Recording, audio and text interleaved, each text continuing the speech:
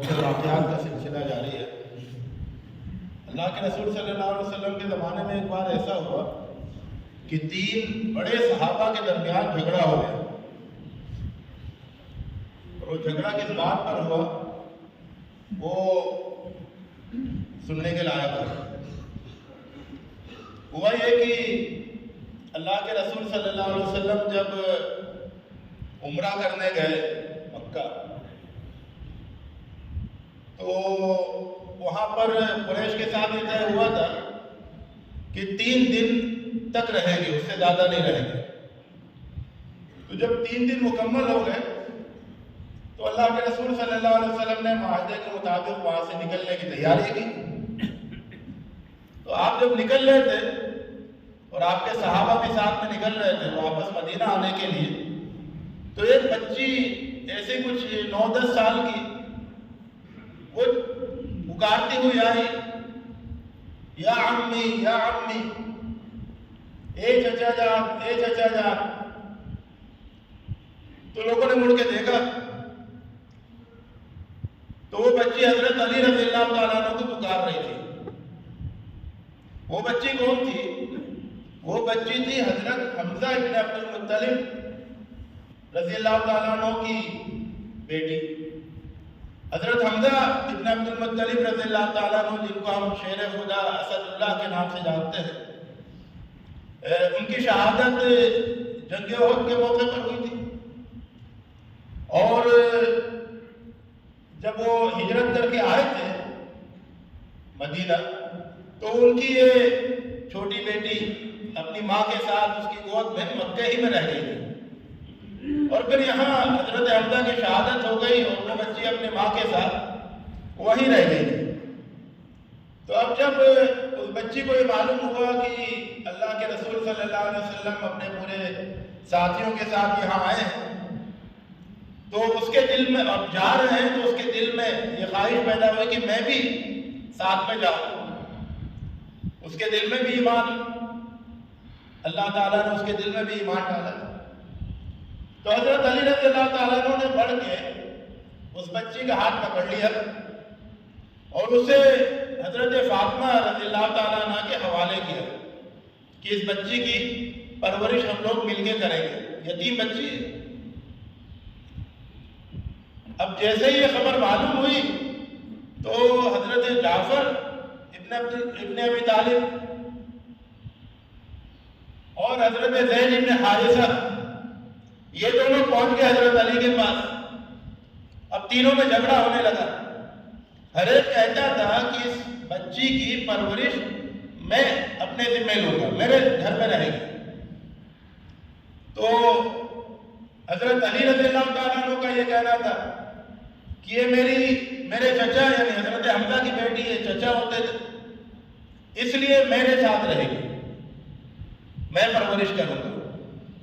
حضرت زید بن حارثہ کا کہنا تھا کہ حضرت حمزہ سے میرا تعلق بالکل ایک بھائی کی طرح سے تھا، اور اس لیے یہ میری بھتیجی ہے، میں اس کی پرورش کروں گا۔ اور حضرت جعفر کا یہ کہنا تھا کہ یہ ایک تو یہ میری چچا کی بیٹی ہے، تو یہ تو حق ہے ہی، اس کے علاوہ اس بچی کی خالہ میری بیوی ہے، تو اس لیے ہمارے گھر میں اس کی پرورش ہونی چاہیے۔ آپ سوچیں کہ وہ معاشرہ جو ابھی 8-10 سال پہلے اس کا یہ حال تھا کہ وہاں اپنی بیٹی کو زندہ درگور کر دیا جاتا تھا، اور اپنی بیٹی کی پرورش جو ہے وہ بھائی سے آگ سمجھی جاتی تھی، بوجھ سمجھی جاتی تھی۔ اس معاشرے میں اتنی بڑی تبدیلی ہو گئی، اور بچیوں کی پرورش اور یتیم بچی کی پرورش وہ اتنا بڑا اعزاز کا کام بن گئی کہ 3 بڑے بڑے صحابہ وہ آپس میں اس بات پہ جھگڑ رہے تھے کہ اس کی پرورش مجھ کو ملنی چاہیے، یہ اعزاز، یہ مقام جو ہے مجھے حاصل ہونا چاہیے۔ اللہ کے رسول صلی اللہ علیہ وسلم جھگڑا بڑھا اور اللہ کے رسول صلی اللہ علیہ وسلم کے پاس پہنچا، تو اللہ کے رسول صلی اللہ علیہ وسلم نے پہلے تو فیصلہ فرمایا اور یہ کہا کہ الخالۃ بمنزلۃ الام، تینوں کا اس بچی سے بہت قریبی رشتہ ہے، لیکن جو جعفر کی بیوی حضرت اسماء بنت عمیس ہے وہ اس کی خالہ ہے، اور خالہ ماں کی طرح ہوتی ہے، تو اس لیے یہ اپنی خالہ کے گھر رہے گی، یعنی حضرت جعفر کے گھر۔ یہ فیصلہ کر دیا۔ اب باقی دونوں افسردہ ہو گئے، تو اللہ کے رسول صلی اللہ علیہ وسلم نے، اور یہ دیکھیے اللہ کے رسول صلی اللہ علیہ وسلم کا کتنا پیارا انداز تھا لوگوں کا دل رکھنے کا، لوگوں کو خوش کرنے کا۔ اللہ کے رسول صلی اللہ علیہ وسلم نے پہلے تو حضرت جعفر سے کہا کہ انت اشبہت خلقی و خلقی، جعفر تم تو اپنے صورت شکل میں بھی اور اپنے اخلاق و کردار میں بھی مجھ سے مشابہت رکھتے ہو، میرے جیسے۔ حضرت جعفر خوش ہو گئے۔ اس کے بعد انہوں نے حضرت علی رضی اللہ تعالیٰ عنہ سے کہا یا علی انت منی وانا منک، اے علی میرے اور تمہارے درمیان تو انتہائی گہرا رشتہ ہے، بہت ہی قریبی تعلق ہے۔ حضرت علی رضی اللہ تعالیٰ عنہ کے چہرے پہ خوشی دوڑ گئی۔ اس کے بعد اللہ کے رسول صلی اللہ علیہ وسلم نے حضرت زید سے کہا انت اخونا و مولانا، زید تم تو ہمارے بھائی ہو، تم تو ہمارے دوست ہو۔ حضرت زید کی خوشی کا یہ عالم ہوا کہ راوی کہتا ہے کہ حضرت زید جو ہے وہ باقاعدہ اچھلنے لگے، خوشی سے باقاعدہ اچھلنا شروع کر دیا انہوں نے۔ تو اس طرح سے اللہ کے رسول صلی اللہ علیہ وسلم نے اپنے ان ساتھیوں کو جن کے درمیان اس بات پر جھگڑا ہو رہا تھا کہ کون بچی کی پرورش کرے گا، حضرت اللہ کے رسول صلی اللہ علیہ وسلم نے تینوں کو خوش بھی کر دیا اور بچی کے سلسلے میں ایک فیصلہ بھی کر دیا کہ اس کی پرورش اپنی خالہ کے گھر ہوگی، اور ایک اصول بھی بتا دیا کہ خالہ جو ہے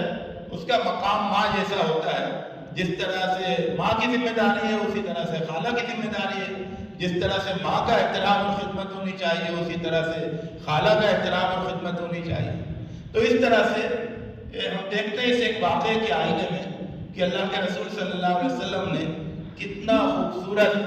کتنا پیارا اور کتنا اعلیٰ درجے کا معاشرہ تیار کیا تھا۔ اللہ تعالیٰ سے دعا ہے کہ وہ ہمیں ان تصویروں سے اور ان واقعات سے سبق لینے کی توفیق عطا فرمائے۔